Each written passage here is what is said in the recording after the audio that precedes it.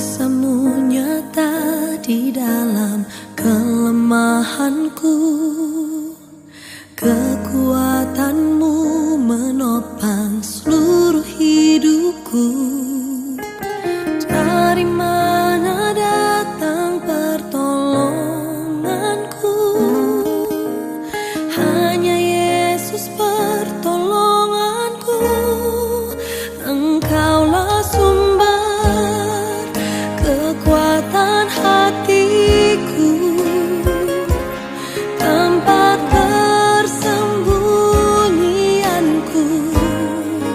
Engkau penolong di saat susahku, tempat perlindunganku. Kau menara dan perisai di hidupku.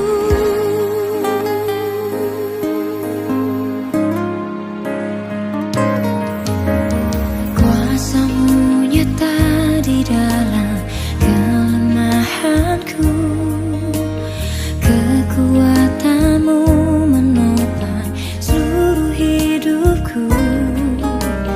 Dari mana datang pertolonganku? Hanya Yesus pertolonganku. Engkaulah sumber kekuatan hatiku, tempat persembunyianku. Engkau penolong di saat susahku, tempat perlindunganku. Kau menara dan perisai di hidupku.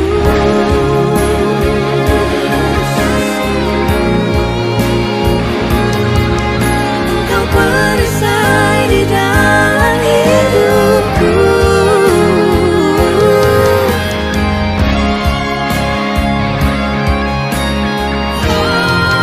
Engkaulah sumber kekuatan hatiku, tempat persembunyianku. Engkau penolong di saat susahku, tempat perlindunganku. Kau menara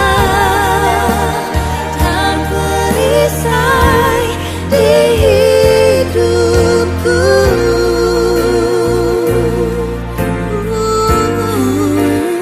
Kau menara dan perisai di hidupku.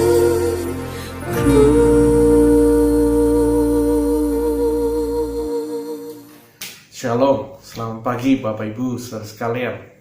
Pagi hari ini kita kembali di doa pagi secara online. Namun saya berpesan bahwa tetap saudara, biar saudara menghayati setiap firman dan saudara tanamkan firman itu dalam hati saudara, sehingga saudara tetap terjaga, hati saudara tetap terjaga. Kita memang harus terbiasa dengan perubahan demi perubahan. Kita harus cepat beradaptasi dengan situasi. Dan saya yakin ke depan situasi akan terus berubah-berubah. Namun kita menjadi anak Tuhan yang harus cepat beradaptasi, sehingga kita bisa tetap menikmati hidup. Kita tetap bisa menikmati damai sejahtera. Kita tetap bisa menikmati ibadah sekalipun online. Kita bisa tetap dekat dengan Tuhan, sehingga kita tidak merasa kurang sedikit apapun. Nah, pagi hari ini kita akan belajar sesuatu. Pagi hari ini kita akan merenungkan firman Tuhan. Saya beri judul menghindar dari bahaya. Nah, Bapak Ibu saudara sekalian, ada situasi-situasi tertentu yang tidak perlu kita hadapi, tapi perlu kita hindari.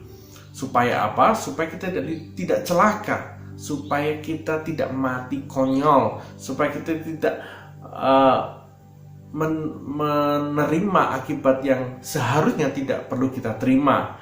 Ya, kita perlu menghindar dari segala mara bahaya itu. Nah, Bapak Ibu saudara sekalian, Tuhan kasih hikmat kepada kita. Tuhan berkata, jadilah cerdik seperti ular dan tulus seperti merpati.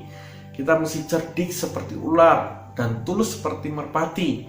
Ya, jangan cuma tulus, tapi kita harus cerdik. Jangan cuma cerdik, tapi kita harus tulus. Kita harus pakai iman dan kita juga pakai hikmat. Jangan cuma iman. Iman tanpa pengertian itu kekonyolan. Iman tanpa hikmat itu sebuah kekonyolan. Nah, Yesus melakukan hal-hal yang dia tahu bahwa di depan dia ada bahaya. Dia hindari, dia tidak selalu hadapi semua bahaya-bahaya yang dia terima. Nah, kita mau belajar itu pagi hari ini. Kita akan baca terlebih dahulu dalam Yohanes pasal yang ke-8 ayat 57 sampai 59 mengatakan, maka kata orang-orang Yahudi itu kepadanya, umurmu belum sampai 50 tahun dan engkau telah melihat Abraham. Kata Yesus kepada mereka, aku berkata kepadamu, sesungguhnya sebelum Abraham jadi, aku telah ada. Lalu mereka mengambil batu untuk melempari dia, tetapi Yesus menghilang dan meninggalkan bait Allah. Suatu hari, Yesus sedang berdiskusi dengan orang-orang Yahudi. Di satu titik dalam diskusi itu, mereka merasa marah kepada Yesus karena bahwa Yesus mengatakan bahwa Yesus pernah melihat Abraham, dan orang-orang Yahudi ini marah betul kepada Yesus. Lalu Yesus berkata bahwa sebelum Abraham ada, aku ada. Nah, puncak kemarahan orang-orang Yahudi setelah Yesus mengatakan hal itu. Nah, waktu mereka marah, mereka mengambil batu dan hendak melempari Yesus dengan batu itu. Dan saya yakin kalau Yesus tidak menghindar, Yesus bisa terluka, bahkan Yesus bisa mengalami kematian. Tetapi Yesus tidak melakukan hal itu. Yesus tidak menyerah dengan keadaan. Dia tidak melawan itu. Yesus tidak menyerang. Yesus tidak berdiam diri dan menerima aniaya pada waktu itu yang seharusnya tidak perlu dia terima, karena ada rencana Allah yang lebih besar, yaitu mati di atas kayu salib. Yesus juga bukan takut mati, Yesus bukan juga takut menderita, tapi bukan hal itu. Tapi Yesus memakai hikmatnya, karena ada rencana Allah dan ada banyak pekerjaan yang harus dia kerjakan, dia harus selesaikan semasa hidupnya. Nah, Bapak Ibu saudara sekalian, itulah yang dilakukan Yesus ketika melihat bahaya, yaitu mati konyol. Yesus menghindar mati terhadap kematian konyol, penderitaan yang tidak perlu dia tanggung.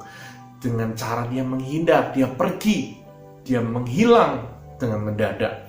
Nah, Bapak Ibu saudara sekalian, situasi hari-hari ini perlu kita lakukan hal itu. Kita tahu bahwa hari-hari ini ada di mana situasi yang sedang berbahaya. Ya, jangan kita mati konyol karena kita selalu memakai iman tanpa memakai hikmat. Ya, kita boleh beriman, tetapi kita harus memakai hikmat. Kita cerdik seperti ular, tetapi tulus seperti merpati. Kita takut itu bagus untuk membuat kita berhati-hati. Yang tidak boleh adalah ketakutan menguasai diri kita. Takut itu perlu. Kalau saudara tidak punya takut, wah, saudara akan bahaya. Saudara pergi kemana tidak pakai helm, wah, saudara bisa kecelakaan dan berakibat fatal. Saudara tidak ada rasa takut sedikit pun, wah, saudara bisa dalam keadaan bahaya.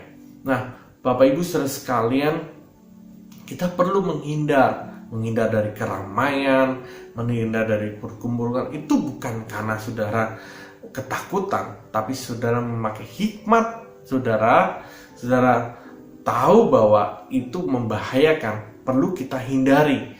Itu sebagian dari hikmat kita. Itu bukan karena kita ketakutan, ya.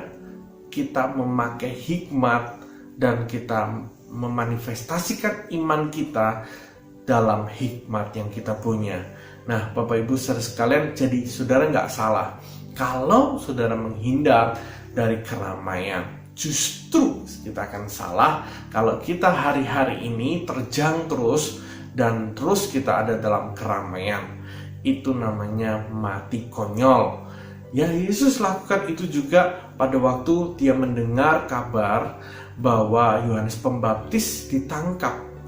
Yesus menghindar, Yesus pergi dari situ. Saya akan baca di satu ayat. Matius pasal yang keempat ayat 12 mengatakan, tetapi waktu Yesus mendengar bahwa Yohanes telah ditangkap, menyingkirlah ia ke Galilea. Ia meninggalkan Nazaret dan diam di Kapernaum di tepi danau di daerah Zebulon dan Naftali, supaya genaplah firman yang disampaikan oleh Nabi Yesaya. Nah, Bapak Ibu saudara sekalian, inilah yang dilakukan Yesus. Dia pergi menghindar ketika ada mara bahaya. Dia nggak takut ditangkap, dia nggak takut dihukum, dipenjara, tapi dia tahu bahwa ada hal yang seharusnya dia lakukan di tempat yang lain. Dan itu, kalau dia ditangkap, itu menghambat pekerjaan dan pelayanan Tuhan Yesus pada waktu itu. Nah, jadi kita mengerti Bapak Ibu, jangan kita mati konyol, ya. Situasi seperti ini, sekali lagi saya katakan, perlu kita berhikmat, perlu kita merenungkan firman Tuhan supaya kita jangan mati konyol, ya, menderita kerugian dengan konyol. Jangan Bapak Ibu, tetapi kita terus mencontoh teladan Yesus ketika melihat mara bahaya. Yang kedua, Yesus menghindar dari perayaan popularitas. Nah, popularitas atau ya dia diagung di kultus individu kan. Nah, Yohanes pasal 6 ayat yang ke-14 sampai 15 mengatakan begini. Ketika orang-orang itu melihat mujizat yang telah diadakannya, mereka berkata, dia ini adalah benar-benar nabi yang akan datang ke dalam dunia. Karena Yesus tahu bahwa mereka hendak datang dan hendak membawa dia dengan paksa untuk menjadikan dia raja, ia menyingkir pula ke gunung seorang diri. Nah, ini yang dihindari oleh Yesus adalah popularitas. Nah, Yesus memang akan menjadi raja, tapi raja bukan yang dimaksud oleh orang-orang pada waktu itu. Ya, mereka berpikir bahwa raja secara fisik, Yesus diangkat jadi raja. Tetapi rencana Allah bukan itu. Rencana Bapa adalah dia raja segala raja atas dunia. Jadi dia menghindar terhadap popularitas pada waktu itu, karena ada rencana yang lebih besar yang akan dia terima dan yang dia harus lakukan. Nah, Bapak Ibu saudara sekalian, kita belajar bahwa Yesus tidak terpukau dengan pujian, dengan apa yang respon yang dilakukan oleh orang-orang pada waktu itu. Yesus menghindar popularitas, ya. Semua yang dilakukan orang-orang pada waktu itu, saudara, itu sangat menggiurkan sekali secara manusia. Tetapi Yesus tidak melakukan itu. Yesus tidak mau menerima itu. Yesus pergi, dia menyingkir. Nah, Bapak Ibu, ini menjadi pelajaran bagi kita. Seandainya saudara kita menerima ya sesuatu, janganlah kita mencuri kemuliaan Tuhan. Kalau seandainya kita mendapat pujian, kita mendapat penghormatan, kita mendapat privilege, hak secara spesial dalam diri kita, mari kembalikan semua kemuliaan itu kepada Bapa. Popularitas tidak perlu untuk kita kejar, popularitas perlu kita singkirkan. segala sesuatu itu Tuhan yang punya rencana. Biar kita memuliakan Tuhan. Kalau seandainya saudara dipuji karena kehebatan yang saudara lakukan, saudara bisa melayani dengan dahsyat, saudara bisa berbisnis dengan luar biasa, kalau saudara mendapat pujian, mari biarlah kita merasa bahwa kita nggak layak, tapi Tuhan yang layak. Kita perlu hindari itu supaya kita tidak sombong, supaya kita tidak berbangga diri dan meninggikan diri. Yesus gak lakukan itu. Yesus pergi, Yesus menghindar dari popularitas. Ya, yang ketiga Bapak Ibu, apa yang Yesus lakukan? Dia menghindar dari bahaya, tadi bahaya popularitas. Bahaya yang ketiga adalah bahaya overload. Ya, overload. Matius pasal yang ke-14 ayat 22-23 mengatakan, sesudah itu Yesus segera memerintahkan murid-muridnya naik ke perahu dan mendahuluinya ke seberang. Sementara itu ia menyuruh orang banyak pulang, dan setelah orang banyak itu disuruhnya pulang, Yesus naik ke atas bukit untuk berdoa seorang diri. Ketika hari sudah malam, ia sendirian di situ. Nah, Bapak Ibu saudara sekalian, pada waktu itu Yesus sudah memberikan pelayanannya kepada 5.000 orang, mengajar dan memberikan makan kepada 5.000 orang. Namun pada waktu itu Yesus merasa harus berada di tempat yang sunyi dan sendirian. Yesus menghindar dari keramaian. Yesus pergi ke tempat yang sepi. Bahkan murid-muridnya pada waktu itu tidak diajaknya. Kenapa Bapak Ibu? Karena overload atau situasi yang melampaui batas. Nah, Bapak Ibu, Yesus tahu bahwa kalau dilanjutkan pelayanannya, maka dia akan sangat kelelahan. Ya, karena itu Yesus pergi ke tempat tersembunyi. Yesus menyendiri berdoa kepada Bapa. Nah, Bapak Ibu saudara sekalian, ada dalam hidup kita ada situasi yang overload atau melampaui batas. Nah, kita harus sadar diri. Jangan saudara bekerja, ya, saudara bekerja tanpa saudara tahu bahwa itu sudah overload. Saudara cuma melayani, tapi saudara tahu bahwa itu overload, melampaui batas saudara, sehingga yang terjadi kita akan lelah, kita akan letih, gampang emosi, gampang marah, gampang menyalahkan orang, kita merasa capek, jenuh, semuanya, sehingga hidup kita kehilangan damai sejahtera, kekuatan, dan sebagainya. Kita terlalu capek menanggung beban, ya, semua dipikirkan, semua ditimpakan dalam diri saudara, sehingga saudara mengalami titik berat dalam hidup saudara. Nah, saudara, Yesus menghindar hal itu. Karena itu dia pergi ke tempat tersembunyi. Nah, itu yang harus kita lakukan juga, yaitu saat kita mengalami overload, saat kita mengalami keadaan begitu berat, ya, masalah bertubi-tubi, pekerjaan begitu banyak, pelayanan begitu banyak, orang yang harus diurusi itu begitu banyak. Nah, jangan pergi kemana-mana. Hampiri Tuhan menjadi sumber kekuatan kita, seperti Yesus, ya. Ambil waktu untuk bersekutu dengan Tuhan Bapa. Ambil waktu untuk menyendiri dengan Bapa. Karena di saat itulah kekuatan kita akan dipulihkan, ya, keadaan kita akan dipulihkan. Ada penyegaran saat ketika ketemu dengan Bapa. Jangan overload. Itulah yang Yesus hindari. Yesus menghindari mati konyol, Yesus menghindari dari popularitas, Yesus menghindari yang terakhir adalah overload. Bapak Ibu saudara sekalian, kiranya sedikit firman Tuhan akan memberkati Bapak Ibu saudara sekalian. Mari, ada hal-hal yang perlu kita hindari dan ada hal-hal yang perlu kita hadapi.